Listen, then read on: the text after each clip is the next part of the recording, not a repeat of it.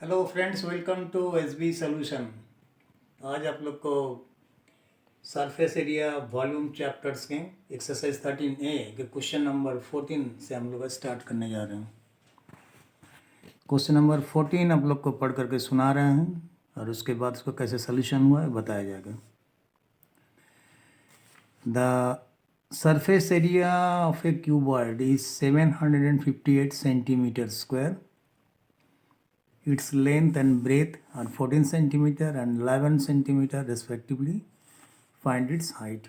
अब डायग्राम में आप लोग देख रहे हैं कि ये तो क्यूबॉइड दिया हुआ है। इस क्यूबॉइड में length is given, that is 14 centimetre length हो गया क्यूबॉइड का।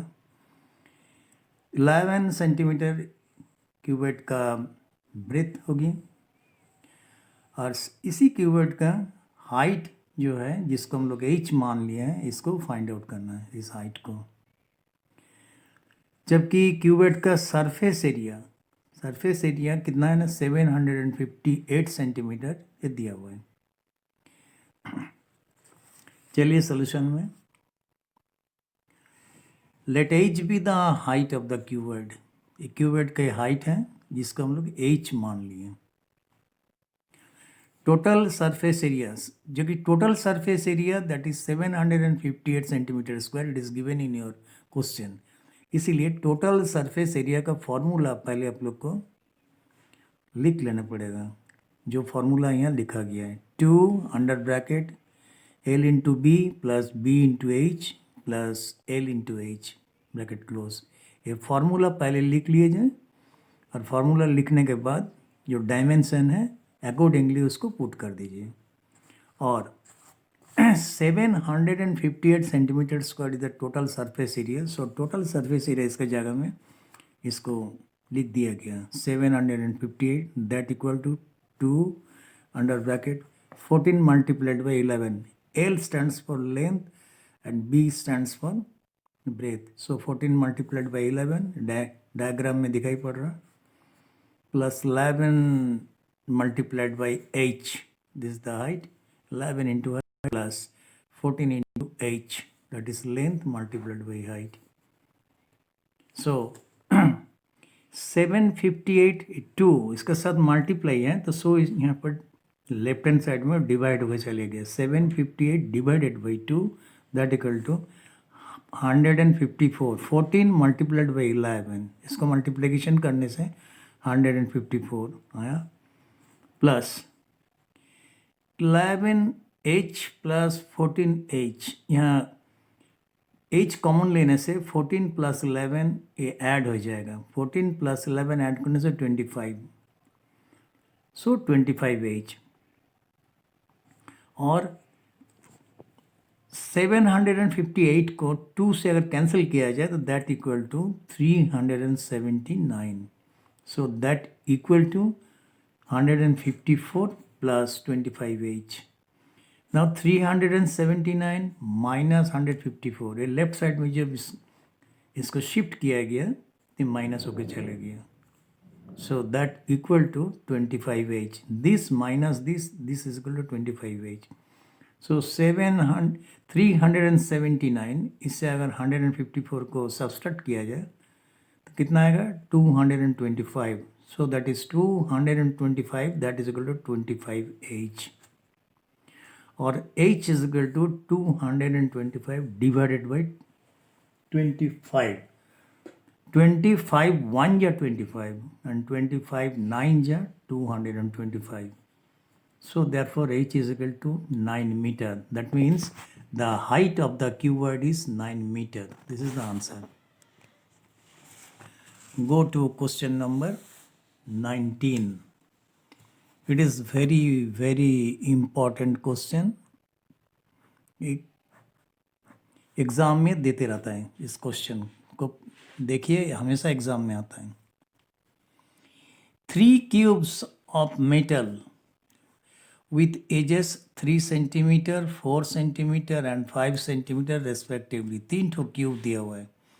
पहला जो क्यूब है उसका हर एक एज का जो डायमेंशन है दैट इज 3 सेंटीमीटर, देखिए यहाँ पर डायग्राम में दिखाया गया। दूसरा जो क्यूब है उसका हर एक एज का डायमेंशन है 4 सेंटीमीटर, देखिए ये डायग्राम में शो कर रहा है। और तीसरा जो क्यूब है उसका हर एक एज का डायमेंशन 5 सेंटीमीटर। इस तरह का 3 ठो क्यूब है। आर मेल्टेड, ये तीनों को क्या किया गया है, मेल्ट का मतलब हो गया इसको पिघला दिया गया आग में, इसको हीट दिया गया तो मेल्ट हो गया।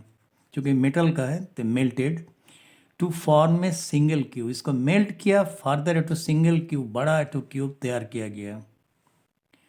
Find the lateral surface area of the new cube form, जो नया क्यूब तैयार होगा उसका लेटरल सरफेस एरिया क्या है उसको निकालना है। तो मानिए कि let x centimetre be the edge of the new cube, जो न्यू क्यूब तैयार होगा उसका एज को हम लोग मान लिए हैं x centimetre. So therefore volume of the new cube that is equal to x cube centimetre cube, because volume is the product of 3 dimensions. So x multiplied by x multiplied by x, that is x cube centimetre cube. ये हो गया नया cube जो तैयार होगा उसका volume. अभी total volume of 3 cubes, ये तीनों क्यूब का जो टोटल वॉल्यूम होगा कितना, नहीं पहला का इसका होगा 4 सेंटीमीटर का होल क्यूब, पहला का, दूसरे का 3 सेंटीमीटर का होल क्यूब, और तीसरा का क्या होगा 5 सेंटीमीटर का होल क्यूब। सो 4 की अगर क्यूबिंग किया जाए तो 64, 4 4 जा 16 multiplied by 4, 64 centimetre cube. This is the volume of the first cube. Second 3 3 are 9 multiplied by 3, 27 centimeter cube. This is the volume of the second cube. And 5 का जो cubing होता है that is 5 multiplied by 5 multiplied by 5, 125 centimetre cube.